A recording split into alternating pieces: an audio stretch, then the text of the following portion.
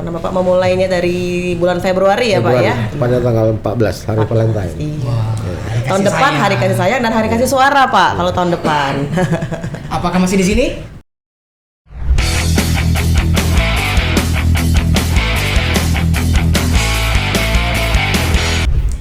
Assalamualaikum warahmatullahi wabarakatuh. Salam sejahtera untuk kita semua. Om Swastiastu, Namo Buddhaya, salam kebajikan. Rahayu, rahayu, rahayu. Dulu Iwa, apa kabar? yang jauh di sana, yang dekat merapat, yang rapat mendekap, yang dekat mendekap lagi. Wow, boleh lah, itu oncaknya nih. Oncak. Itu adalah jargon dari podcast Iwa. Yang Sehat rapat, Cak Ari? Yang rapat berpelukan. Iya. Langsung itu dapat kata-kata dari. Itu. Jadi keberkahan dan kesehatan selalu menyertai kita semua. Amin, amin. Jadi memang sehat nih Cak Ari. Iya. Harus sehat ya. Asap lah hilang kan? Hilang sudah. Tarikan napas agak panjang. Tidak lagi ya sesek ya. Iya, Tidak lagi pekat. Alhamdulillah kita Alhamdulillah. juga sudah diguyur hujan setiap hari benar. di Kota Palembang. Jadi kabut di sini nih sudah tidak kejengok lagi. Lama Cak mau Ari. jengok Cek Amal nih kan? Iya ya. Iya, agak gemuk dikit. Oh jangan Cak itu langsung body shaming dia baru kena mulai. Ya. Ya, Hari Cak ini Ari, kita kedatangan tamu. siapakah itu? Ini adalah tamu karena dukungannya lah. Karena supportnya lah. Podcast ini bisa hadir di Dan tengah-tengah berjalan sampai dengan hari ini. Betul sekali. Langsung baik kita perkenalan ini Sobat Iwa. Ada Bapak Joni William Pardede, Kepala SHMH. Kejaksaan Negeri Kota Palembang. Apa kabar Pak Joni? Baik, Sehat ya Pak ya? sehat. Iya, harus sehat dan semangat. Tapi cadak sehat itu Pak Ningok, cadak semangat sehat coba. Banyak gawe. Oh iya banyak Kita gawe. nih ganggu. Oh iya. Iya. Terima kasih Pak udah Iya, menyempatkan Pak. waktunya untuk Pasti datang. sibuk ya. Meluangkan Akhirnya waktu. kan inilah sosok di balik podcast itu. Bapak Kajari kita. Benar, Bapak Joni William Pardede. Nah, sebelum kita mengulik tema lebih dalam ini, Cak Ari ya, ada kinerja Kejari Palembang tahun 2023. Kita Cak biasa lah, tak kenal maka tak sayang. Iya. Tapi ikan cepat ikan gabus, ikan cepat makin bagus. Iwak lele juga, jangan bertele-tele sekali lagi. Tentang namu iwak kalau dia awak. Iya. Nah, kita pengen tahu nih Pak Joni, pastinya sudah berkiprah ya menjadi seorang jaksa, bukan waktu yang singkat ya Pak ya. Nah, kalau boleh tahu sejak tahun berapa sih Pak bergabung di Korps Adiaksa? Baik, terima kasih Mbak. Saya tepatnya berkiprah di Kejaksaan Republik Indonesia ini pada tahun 1994. 94. Tepatnya memulai di Kejaksaan Agung di Jam Perdata dan Tata Usaha Negara selaku staf di sana. Kemudian pernah bertugas di Kejaksaan Negeri Jakarta Pusat, kemudian di Kejaksaan Negeri Tarakan, kemudian pindah ke Kejaksaan Tinggi Sumatera Utara, kemudian ke Kejaksaan Tinggi DKI Jakarta, kemudian ke Kejaksaan Negeri Balikpapan, kemudian kembali lagi ke Kejaksaan Agung RI, kemudian memulai eselon 3-nya di Kejaksaan Tinggi Jawa Tengah, tepatnya sebagai koordinator. Setelah itu Kejari pertama di Papua, tepatnya di Kabupaten Mimika. Kemudian ke Sumatera Utara lagi, tepatnya selaku Kepala Kejaksaan Negeri Dairi. Kemudian pindah ke Kejaksaan Tinggi Kepulauan Bangka Belitung selaku asisten intelijen. Kemudian saat ini sejak Februari tanggal 14 tahun 2023 selaku Kepala Kejaksaan Negeri Palembang. Kota Palembang. Wah, kurang lebih 29 tahun, Pak. Ya, tahun depan 30 tahun. Nah, Pintar juga ngitung. iya. 94 lah lahir belum? Sudah Cak Ari. Sudah ya? Sudah. Oh, iya. Jadi Sudah memang muter-muter juga Sudah Pak ya? muter-muter. Sudah. Dari Indonesia Barat maupun ke timur ya Pak ya. Tapi Tadi ada di Papua Pak? Pernah. pernah. Nah, Itu agak gimana Pak pengalaman di Papua itu Pak? Apakah sesuai katanya banyak perang segala macam yang banyak tertembak-tembak itu? Baik, waktu saya bertugas di sana memang situasi lagi konflik antar suku. Memang situasi pada saat itu konflik antar suku yang menjadi perhatian dari kita di sana selaku aparat maupun kepala daerah maupun jadi tensi di pusat juga. ya. Ya seiringnya waktu mungkin sampai saat ini berkurang lah konflik-konflik Ya. antar suku itu. mungkin kerja keras dari semua stakeholder untuk memberi pemahaman kepada suku-suku atau kepala suku yang ada di sana supaya menjaga ketertiban dan keamanan lokal. Iya. Jadi zaman Bapak masih damai lah Pak ya? Masih damai. Enggak, masih perang antar suku. Oke. Ada. Nah, kita pengen tahu juga nih Pak Joni, sebetulnya putra daerah mana sih Pak Joni ini aslinya Pak? Pardede Oh Kalimantan. iya, bukan. Cak mana kalau kita langsung tanya ya ngomongnya. Saya tepatnya suku Batak Toba dari provinsi Sumatera Utara. Oke, memang orang Pamnya Pardede. Pardede. Sumatera Utara. Sumatera Utara, bukan Kalimantan saya. Begawi di Sumatera Selatan. Iya, itu dia ya. Yang pasti sudah ngirim cuko. Sudah ngirup cuko, sudah ngirup kuah pindang ya Pak ya. Sudah sah itu berarti. Nah kita langsung masuk ke tema Cik Ari atau kita memang pengen nanya hal-hal lain ini? Yang pertama. Langsung kita masuk tema Pak ya. Oke, karena ini ada tema yaitu kinerja dari Kejari Palembang Selama tahun 2023 Pak. 2023. Nah, Jadi- mungkin kita dari awal dulu. Capaian yang telah dicapai Pak selama 1 tahun ke belakang ini untuk Kejaksaan Negeri Palembang. Ya, karena Bapak memulainya dari bulan Februari ya Pak ya. Pada tanggal 14 hari Valentine. Iya. Wah, hari Tahun kasih depan sayang. hari kasih sayang dan hari kasih suara Pak kalau tahun depan. Apakah masih di sini? Masih. Silakan Ya, mungkin Bapak. dari mungkin per bidang ya mungkin Cik Ari.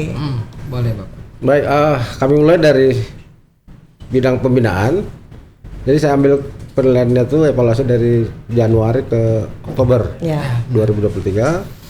Untuk pembinaan bahwa penyerapan anggaran lumayan baik, sekitar 84% terserap. Mantap. Kemudian jumlah pegawai berkurang ya, gitu ya. Sekitar 130-an dah. Ya, karena memang ada staf kita setelah pendidikan menjadi jaksa sehingga Ya. harus Mutasi. dikasih ke tempat lainnya. Kemudian untuk sehari-hari bahwa apel tiap minggu itu kita laksanakan pagi. Kemudian untuk pembinaan fisik ada senam kesegaran jasmani setiap Jumat pagi. Ya. Kemudian untuk rohani ada pembinaan rohani di masjid di depan. Benar. Itu diperuntukkan baik untuk halangan pegawai maupun masyarakat sekitar Umum, Pak. kantor Ya. ini. Kemudian untuk penerimaan negara bukan pajak untuk periode Januari sampai bulan Oktober tahun 2023 kurang lebih pemasukan adalah 14 miliar 500 juta rupiah. 14,5 M ya Pak ya. Ini bersumber dari uang pengganti, terus lelangan terhadap barang rampasan, kemudian dari uang sewa rumah dinas, denda tilang dan lain sebagainya. Oke. Itu dari PNBP ya Pak? Ya, itu di bidang pembinaan. Ya. Kita beralih ke bidang intelijen bahwa tusi yang diamanahkan dalam bidang intelijen itu di Kejaksaan Negeri Palembang telah melakukan beberapa kegiatan seperti penyuluhan hukum, penerangan hukum, terus pengawalan terhadap program pembangunan strategis di lingkungan kota Pemkot Palembang, terus juga melakukan deteksi dini terhadap aliran kepercayaan yang menyimpang. Itu secara rutin setiap tahunnya ada bersama stakeholder lainnya. Baru kemudian ya ini salah satu kita bentuk podcast ini. Podcast. Memang pimpinan sudah memerintahkan kepada jajarannya bahwa untuk meningkatkan kepercayaan masyarakat kepada lembaga kejaksaan selaku salah satu aparat penegak hukum maupun untuk menjaga trust tersebut, alangkah baiknya untuk setiap kegiatan-kegiatan yang bersifat positif, kinerja maupun kegiatan-kegiatan lainnya di luar perkantoran yang bisa mengangkat kepercayaan masyarakat tersebut, kita share melalui salah satu medianya podcast ini. Ya, benar. Kemudian juga ada penangkapan DPO yang telah dilakukan oleh bidang intelijen yang bekerja sama dengan pihak Kejaksaan Tinggi Sumatera Selatan maupun dari Kejaksaan Agung bersama Direktorat E. Ada beberapa DPO yang telah berhasil ditangkap untuk tahun ini. Kemudian juga sebagaimana mestinya bidang intelijen ini adalah supporting ke setiap bidang lainnya yang diperlukan, semacam mencari harta daripada terpidana, pelaku tindak pidana korupsi, Aset tracing ya Pak. aset tracing, untuk memulihkan nanti kerugian negara tersebut. Kemudian kegiatan-kegiatan lainnya sangat banyak, mungkin di lain kesempatan kita akan rinci. Ada habis kayak gitu. Iya, nggak sudah lagi. Butuh 7 hari 7 malam. Iya. Kemudian kalau untuk bidang pidana umum, tentunya Kejaksaan itulah selaku penuntut umum menerima berkas dari penyidik Polri maupun PPNS lainnya, kemudian diteliti berkas tersebut, kemudian jika memenuhi syarat sudah di P21 akan dilimpahkan ke pengadilan untuk mendapat putusan nantinya setelah dilakukan persidangan. Kemudian kalau untuk seksi bidang tindak pidana khusus, sampai saat ini Kejaksaan Negeri Palembang telah melakukan 7 penyidikan 7 penyidikan. yang meliputi mafia tanah itu ada 3 kasus, penyimpangan dalam pengelolaan uang komite sekolah itu 2 kasus, terus penyimpangan dalam pengadaan batik 1, kemudian penyalahgunaan dalam pengelolaan keuangan di salah satu BUMD di Sumatera Selatan ini. Izin Bapak, saya menyela sedikit. Nah, Dari 7 kasus itu, apakah itu murni dari kejaksaan atau pelimpahan berkas dari instansi lain? Itu saya bilang tadi bahwa itu penyidikan yang dilakukan oleh Kejaksaan Negeri Kota Palembang. Oh, murni jadi dari kejaksaan Ya. negeri Bapak ya? Sementara kalau untuk penuntutan itu sekitar 10 berkas. 10 berkas. 10 berkas itu 5 berkas itu hasil olahan penyidikan Kejaksaan Negeri Palembang. 2 berkas itu dari penyidikannya dilakukan oleh Kejaksaan Tinggi Sumatera Selatan. 1 berkas itu penyidikan dilakukan oleh Mabes Polri. Sementara 2 berkas lagi yang termasuk kategori tindak pidana khusus lainnya yaitu perpajakan. Yang penyidiknya adalah PPNS Perpajakan Sumatera Selatan. Sementara untuk kegiatan di bidang perdata dan tata usaha negara, Datun Mbak ya? Datun tepatnya kalau singkat, kegiatan adalah meliputi pendampingan hukum, itu meliputi sekitar 30 lebih kegiatan proyek-proyek yang ada di Kota Palembang. Kemudian untuk pemulihan keuangan daerah, kita telah menerima sekitar 300 lebih surat kuasa. oke. Dan hasil pemulihan tersebut yang kembali ke keuangan daerah Kota Palembang itu sudah mencapai 10 miliar lebih. 10 miliar lebih ya Pak. Ini berasal dari temuan BPK terhadap kegiatan pengadaan barang jasa di lingkungan Pemkot Pemerintah Kota Palembang, sehingga kita diberi kuasa untuk melakukan pemulihan. Dan syukur alhamdulillah para penyedia itu dengan sadar mengembalikan temuan-temuan tersebut ke kas daerah Kota Palembang. Pemulihan keuangan negara Pak. Sementara untuk penyelamatan berarti kita itu sebagai tergugat. Ada 1 kasus kita menangkan. Sementara untuk proses litigasi yang kita menggugat itu ada untuk tahun ini 1 kasus dari BPJS Ketenagakerjaan, di mana pelaku usaha itu tidak melakukan kewajibannya untuk membayar premi di bidang ketenagakerjaannya, namun penyelesaiannya tidak sampai putusan ada perdamaian, pihak perusahaan membayar kewajibannya ke BPJS Ketenagakerjaan.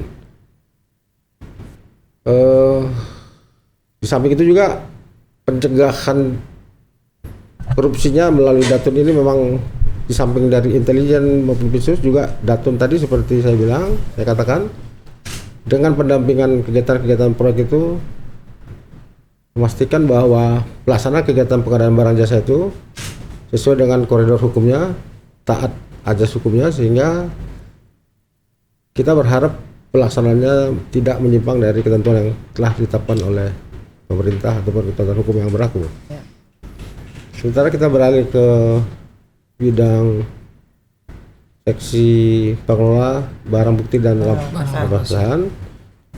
Mereka cukup aktif untuk melakukan pemusnahan terhadap barang bukti yang telah memperoleh kekuatan hukum tetap untuk dimusnahkan, seperti misalnya parang, golok, narkoba dan lain sebagainya. Dan ini semua terdata, terdokumentasi secara baik, dan kita laporkan secara berkala ke pimpinan, yaitu Kejaksaan Tinggi Sumatera Selatan, termasuk dengan melakukan upaya-upaya pelelangan untuk penerimaan PNBP tadi, termasuk juga melakukan penjualan langsung terhadap barang-barang bergerak yang nilainya di bawah 30 juta rupiah. Di sisa waktu 2 bulan ke depan, kita akan memaksimalkan masing-masing bidang ini untuk meningkatkan kinerjanya, sehingga masing-masing bidang ini bisa menambah kepercayaan daripada masyarakat tadi tentang penegakan hukum yang dilakukan oleh Kejaksaan Negeri Kota Palembang. Wah, itu dia Cik Ari, panjang Luar biasa. kali lebar, luar biasa. Mana? Siko kato. Paten. Cak mana kalau kita persilakan Bapak minum dulu. Iya, kalau saya Iya. Silakan Pak, kalau pengen minum dulu kopi. Nah, tadi kan sudah panjang kali lebar ya Cik Ari. Sudah dari bidang Intel, Pidum, Pitsus, Datun maupun BB. Nah, tadi kalau Cik Amal belum dengerin kalau keberhasilan restoratif justice Pak yang ada di Kejari sendiri seperti apa? RJ. Iya. RJ. Baik, untuk penanganan perkara pidana umum melalui penyelesaian RJ atau restoratif justice itu sementara sudah terlaksana 3 kasus. 3 kasus. Dalam waktu dekat ada 1 kasus yang akan kita ajukan ke pimpinan untuk mendapat penyelesaian RJ-nya. Sehingga target di DIPA itu memang 5.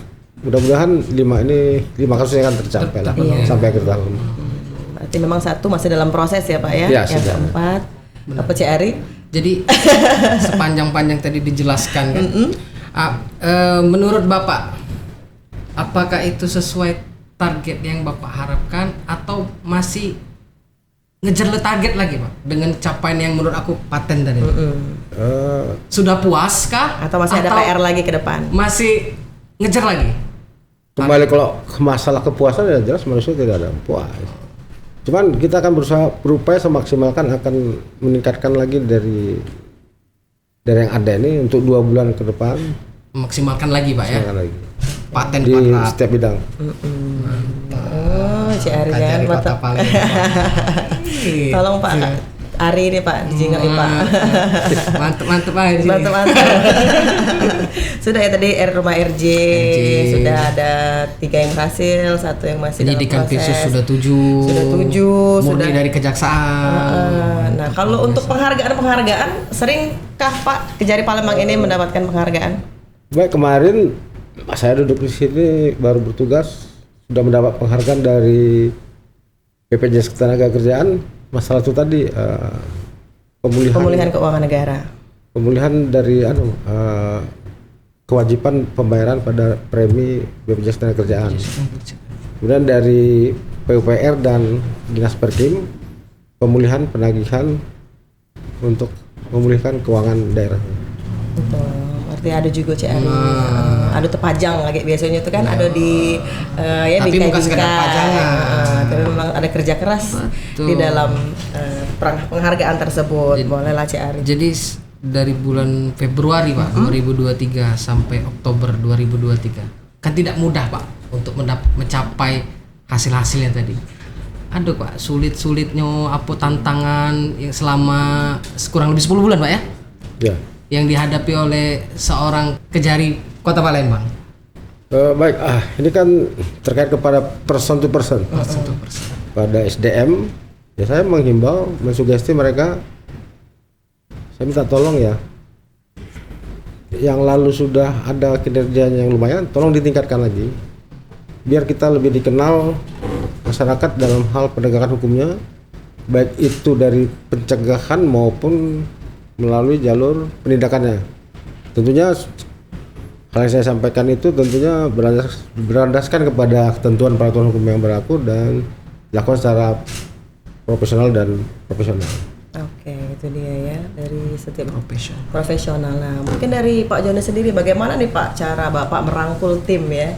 Nah, merangkul tim agar terciptanya tim yang solid dan dapat bekerja sama dalam proses penegakan hukum sendiri. Seperti apa? Baik, tentunya dengan membangun komunikasi yang baik dengan bawahan, kita ajak berdiskusi, kita ajak tukar pikiran, ngobrol-ngobrol santai aja. Sambil ngopi Pak ya. Nah, apa sih menjadi kendala-kendala yang dia alami? Iya. Dan saya minta mereka juga solusinya apa, kita diskusikan, musyawarahkan, dan sehingga ada solusi-solusi yang tepat untuk bagaimana mereka lebih bersemangat lagi dalam melakukan kerjaannya. Oke, tapi berarti itu adalah bentuk evaluasi ya Pak ya. Oke, tapi kalau untuk rapat-rapat rutin Pak, seringkah Bapak adakan rapat seperti itu? Ada, cuman saya lebih cenderung membangun semacam diskusi-diskusi gitu. Bisa nih sehari setiap bidang panggil diskusi untuk memetakan, mengevaluasi kekurangan, kelemahan atau kendala yang mereka hadapi. Sedikit bicara banyak bekerja. Bekerja. Aku nak ngomong begawi. Apa agak terpleset ya? Agak terpleset, maklum lah lidah nih kan. Kira-kira gugup depan Pak Joni. Agak tadi. dikit lah. Berarti memang pola komunikasi Komunikasi, yang dikedepankan oleh Pak Joni. Benar. Iya, sehingga nanti kan terciptanya memang suatu kinerja yang pengen benar-benar dicapai pada tahun 2023. Sebesar apapun masalah, serumit pun apapun masalah, akan terselesaikan dengan komunikasi yang baik. Itu quotes hari ini ya, Bang? Belum. Masih disimpan ya. Iya, memang nih Cak Ari ini memang banyak Pak kata-kata dari hari ini, Pak. Iya, kelakar tuh lah kami kita nih kan. Iya. Apa lagi kelakar Pak Kajari? Nah, banyak tadi Cak Ari kan kita sudah tahu memang bahwa Bapak ini juga membangun pola komunikasi, ngobrol, sharing ya. Pastinya memang pola komunikasi yang selalu dikedepankan sama Pak Joni Dewek. Nah, kalau untuk menjadi role model sih Pak, bagaimana Bapak menciptakan suatu branding role model ataupun juga menjadi contoh bagi para anggotanya sendiri? Memang untuk menjadi role model itu nggak gampang, karena menjadi contoh panutan. Iya. Tentunya saya semaksimal mungkin melaksanakan apa yang diamanahkan untuk menjadi tusinya kita dulu.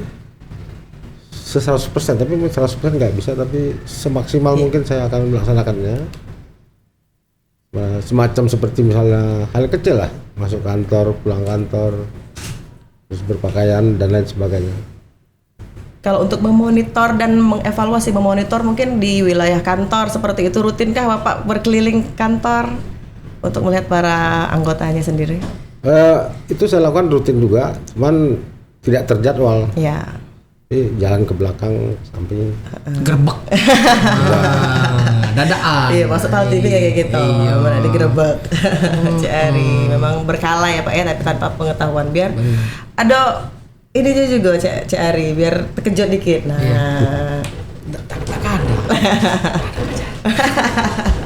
Iya, nah kalau untuk sinergitas sendiri Pak, melalui kan Antar stakeholder ya? Iya, antara stakeholder ataupun juga Forkopimda yang ada di Kota Palembang sendiri seperti apa Pak?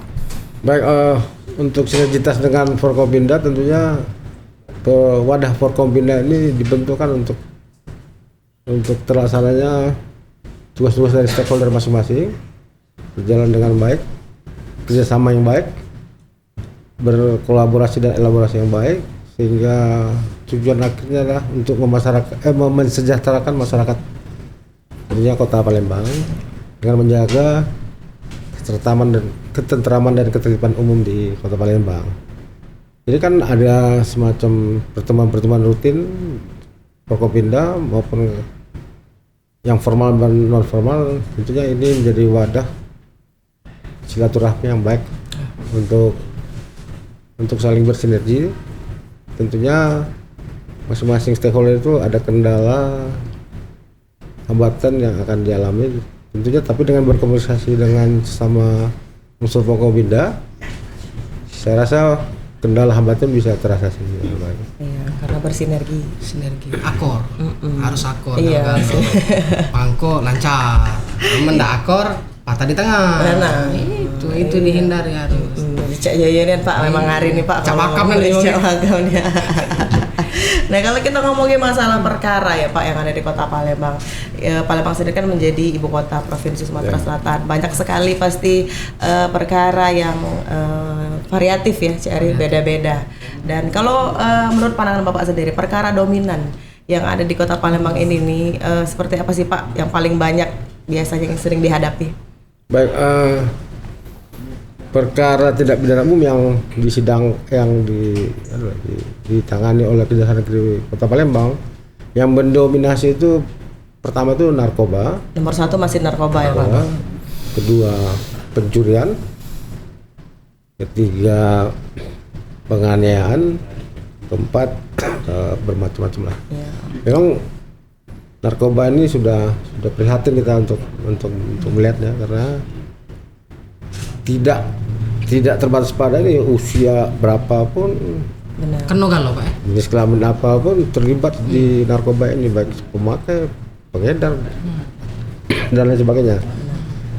Memang potensi Kota Palembang sebagai perlintasan dari Dan juga kota modern Pak, iya. kota modern di dunia digitalisasi pun, jadi dengan aksesnya sangat mudah didapatkan dengan sekarang. Kota besar itu memang identik dengan narkoba. Kalau di persentase kan lebih ke apa? 50% di Palembang ini narkoba. Perkara yang dihadapi. sekitar 30 ke 40%. 30-40% masih dominan pokoknya ya. Tapi setelah dikembangkan tadi memang kenapa sih narkoba ini masih besar, masih sering ditemukan? Ya tentunya kenapa peredarannya atau volumenya perkara itu mendominasi ya karena barang itu ada kan. Iya. Kenapa barang itu ada, baik tentunya masuknya itu secara ilegal. Jalur perlintasan juga di Kota Palembang karena banyak sungai ya CR ya. Barang itu ada. Dari barang dari luar yang masuk dengan jalur-jalur tikus ya kan istilahnya. Laut dan juga darat. Barang tuh ada, permintaan juga ada. Iya. Hukum ekonomi. Iya, supply dan demand. Nak mahal pun masih dia juga. Itulah bahaya dan lah tahu lah banyak contoh. Lah banyak contoh masuk penjara, anak bini entah kemana masih nak dicicip-cicipi. Dan tapi itu juga berkaitan dengan pencapaian kinerja yang ada di Kejari sendiri. Tadi kan banyak juga Pak tangkapan dan juga pemusnahan barang bukti ya Pak berupa narkoba sendiri tadi. Ya. Kalau narkoba banyak Pak, kemarin mungkin terakhir adakah acara mungkin pemusnahan barang bukti yang dilakukan di Kejaksaan? Ada secara rutin, ada kalau nggak salah per 2 bulan per 3 bulan. Tapi saya sampaikan kepada masyarakat bahwa yang dimusnahkan itu sudah sebagian kecil, hanya sampling aja. Karena sebagian besar waktu penyidikan dilakukan oleh polisi sudah dimusnahkan. Jadi langkah yang bagus karena untuk mencegah potensi untuk penyimpangan lagi terhadap barang bukti ini. Oknum. Iya, ayo itu. Jadi tinggal sekian gram atau 0, sekian gram sisa yang itu barang bukti itu yang dibawa ke persidangan sebagai barang bukti nanti. Sampel persidangan. Sampling aja. Oke, dikit banyak CR ya melamo makan waktu pula galau-galau. Banyak ini untuk apa? Berjual Tapi itulah berkaitan tadi dengan capaian kinerja yang ada di Kejari sendiri seperti itu ya CR ya. Jadi sisa 2 bulan di tahun 2023 ini Bapak, apakah ada inovasi atau gebrakan-gebrakan yang bikin heboh ke depannya? Kalau inovasi sudah saya pikirkan bersama tim Parakasi. Kalau gebrakan bukan heboh tapi biar air mengalir saja. Oke. Tunggu saja. Ujuk-ujuk itu. Iya. Kan lagi ngetop Kejari Palembang. Benar. Nah, tadi kan masalah pidana umum ya, CR ya, ada narkoba, pencurian, dan memang didominasi masih di Kota Palembang terbesar narkoba. Kalau untuk di pidana khusus sendiri Pak, seperti ini. apa tindak pidana korupsi yang ada di Kota Palembang sendiri? Yang saya amati dari 7 kasus itu tentunya bervariatif kan. Ada masalah terkait dengan mafia pertanahan. Tindak pidana korupsinya yang melibatkan oknum BPN itu, kemudian tindak pidana korupsi di sektor pengadaan barang jasa, terus tindak pidana korupsi dalam hal penyimpangan dan pengelolaan keuangan daripada suatu BUMD. Saya ingin kedepannya penegakan hukum di tindak pidana korupsi itu lebih bervariatif sektor-sektornya. Tidak semata-mata pengadaan barang jasa. Mungkin kedepannya siapa tahu ada perbankan dan lain sebagainya. Siapa tahu ini agak ngeri kalau Pak Kajari ngomong siapa tahu ini. Iya. Dan itu murni dari kejaksaan Ya. atau memang pelimpahan kasus, Pak? Enggak, murni dari penyidikan dari Kejaksaan Negeri Palembang. Nah, dan lagi-lagi ya, Cik Ari, setelah dikembangkan di tindak pidana korupsi sendiri, itu awal mulanya memang dia ingin dari dirinya sendiri ataupun biasanya memperkaya diri sendiri ataupun keawaman, Pak. Apakah ketidakpahaman mengenai penyerapan anggaran ataupun juga masalah administrasi? Bukan tidak paham dia dengan apa tusinya. Misalnya di sektor pengadaan barang jasa. Tentunya pihak yang terkait kepada proses penyelenggaraan pengadaan barang dan jasa itu ada terlibat. Untuk seleksi penyediaannya ada kelompok Pokja. Kalau sudah terseleksi ada penyedia dan PPK dan konsultan pengawas. Mereka ini semua sudah tahu apa yang menjadi tupoksinya masing-masing, karena itu diatur di ketentuan peraturan perundang-undangan tentang pengadaan barang dan jasa dan juga diisi kontrak masing-masing. Tapi kenapa pelaksanaannya tidak sesuai dengan kontrak tersebut? Sudah tahu tidak sesuai tapi dicairkan 100% misalnya kegiatan itu, padahal baru dilaksanakan untuk dikerjakan 80%, 50%. Berarti memang sudah dari oknum tersebut ya, Pak. Sudah kesadaran. Sudah tahu nih cara bermainnya seperti apa. Jadi jangan cak tak tahu. Iya, kalau kamu lah nyabat tuh berarti dianggap tahu. Sudah berkompeten ya, Cik Ari. Iya, jangan cak gilo yang lemong kan. Cak gilo. Karena untuk menjadi penyelenggara di pengadaan barang jasa itu, seseorang itu baik sebagai PPK atau di tim penseleksi atau Pokja itu mereka kan ada sekolahnya, bersertifikat. Tidak sembarangan ya, Pak ya, bisa menduduki posisi tersebut. Dan juga pastinya lagi-lagi Cik Ari ini kan ada keterkaitannya juga dengan capaian kinerja yang ada di Kejari Palembang sebagai uang pengganti ya, Pak, kalau dari tindak pidana khusus sendiri. Banyak Cik Ari. Kemarin kalau dengar berita-berita tuh lah banyak uang pengganti dari terpidana, Pak ya. Merupakan capaian dari Kejari, Pak ya. Sungguh luar biasa. Mungkin Bapak kita minta himbauan untuk para pejabat, Pak. Iya, berkenaan dengan tindak pidana korupsi ini kan. Atau juga harapan nanti tentang capaian kinerja Kejari yang kurang lebih 2 bulan lagi ini menutup tahun 2023. Seperti apa, Pak? Silakan. Himbauan saya kepada rekan-rekan stakeholder, baik selaku pimpinannya maupun staf yang bekerja untuk stakeholder tersebut, laksanakanlah kegiatan atau pengelolaan keuangannya dengan baik dan benar. Laksanakanlah pengadaan barang dan jasanya secara baik dan benar. Laksanakanlah dengan baik dan benar pengelolaan keuangannya. Ini 2 bulan ke belakang masih bisa dievaluasi, ada kekurangan kelemahan tentu diperbaiki. Karena selesainya kegiatan tahun anggaran ini tentunya masih akan diaudit oleh BPK di tahun depan. Apapun menjadi temuan BPK itu kan harus ditindaklanjuti juga, karena itu menyangkut pengelolaan keuangan negara, dalam hal ini keuangan daerah kota Palembang. Ini itu yang bisa saya sampaikan. Oke, jadi bekerja lagi karena masih ada sisa waktu ya, Pak ya. Kalau bisa kita evaluasi terus sehingga target tadi tercapai, cari Mangko aman. Nah. Pegawai itu harus tenang, selesainya aman. Tapi harus fokus dan tetap pada koridornya. Benar, sesuai aturan yang ada. Kami ucapkan terima kasih Pak Jody sudah meluangkan waktu dan juga berbagi informasi mengenai tema kita hari ini, capaian kinerja Kejaksaan Negeri Palembang pada tahun 2023. Semoga 2 bulan lagi membuat gebrakan-gebrakan yang bikin lebih paten lagi ya pastinya. Kita ketemu lagi di episode berikutnya dengan narasumber yang mantap yang paten juga. Jangan lupa untuk komen tema apa yang akan kita angkat nantinya lagi. Jangan lupa di subscribe, like, comment, share, karena share itu gratis, lagi juga gratis. Nah, bukan bahagia yang menjadikan kita bersyukur, tetapi bersyukurlah yang akan menjadikan kita bahagia. Iwak Podcast pamit. Assalamualaikum warahmatullahi wabarakatuh.